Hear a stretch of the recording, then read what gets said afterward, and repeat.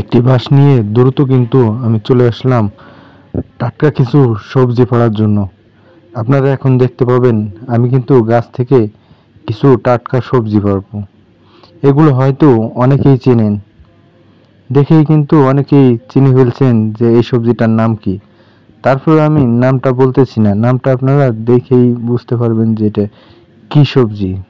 দেখুন আমি পারতেছি, একটানে কিন্তু আমি ডাল সহ কিন্তু কয়েকটা পেড়ে ফেলছি।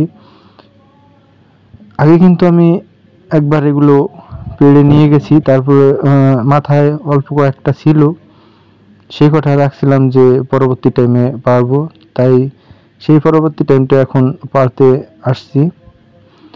আর গ্রাম অঞ্চলের এই সুন্দর দৃশ্যটা আপনাদের মাঝে তুলে ধরলাম যাতে আপনারা একটু আনন্দ পান, এবং যারা শহরে আছেন এবং প্রবাসে আছেন তারা গ্রামের যেই সৌন্দর্য সেটা উপভোগ করতে পারবেন। এবং আপনারা দেখতে পাচ্ছেন এই যে বিশাল একটা ফুসকুনি, সেটা কিন্তু আমাদের ফুসকুনি, এবং আমাদের ফুসকুনির পাশেই কিন্তু আমরা এই গাছটি লাগিয়েছি। এই গাছটি থেকে তাই সবজি নেওয়ার জন্য আসছি। ওখানে কিন্তু কয়েকটা সবজি পড়ছে, সেটা কিন্তু আমি খুঁজতেছি, পাইতেছি না। ওই কিছু জঙ্গল, তো জঙ্গলের ভিতরে পড়ছে, তাই খুঁজে পাইতেছি না।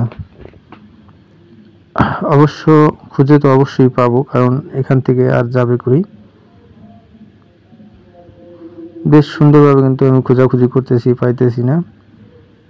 হ্যাঁ, এবার পাওয়া গেছে ওই যে একটা, আর এই সাইডে আরো কয়েকটা আছে আপনারা দেখতে পাচ্ছেন। আর কত সুন্দর গ্রাম অঞ্চলের সহজ সরল দৃশ্য, এগুলো দেখে কিন্তু আপনাদের মুগ্ধ হওয়ার কথা।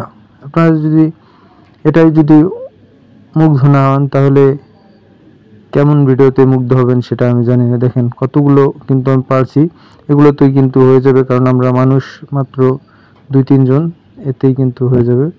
এখন আমি এই গরমে যদি দু একটা কাঁচা আম না পারি তাহলে তো হয় না, তাই কাঁচা আম পাড়ার জন্য কিন্তু আমি আবার আসলাম। কারণ এই গরমে কিন্তু কাঁচা আমের কাইটে খাওয়া কিন্তু অনেক মজার হয়। কাঁচা আম কিন্তু মাখাই খেলে অত্যন্ত সুস্বাদু লাগে। গরমের ভিতরে কিন্তু কাঁচা আম খাওয়ার মজাটাই আলাদা। আপনারা দেখতে পাচ্ছেন আমি কিন্তু বেশ কয়েকটি আম পেড়ে নিতেছি, কারণ এখনই যাই কিন্তু কাইটা একবারে মাথায় মুখে খেয়ে ফেলবো। দেখছেন এই যে কত সুন্দরভাবে কিন্তু আমগুলো পারছি, এবং আমগুলো এখন সংরক্ষণ করতেছি। হাতে কিন্তু আমি আটতেছি না, তাই কিন্তু এক একটা উঠাইতেছি আর পড়ে যাইতেছে। গ্রামের এরকম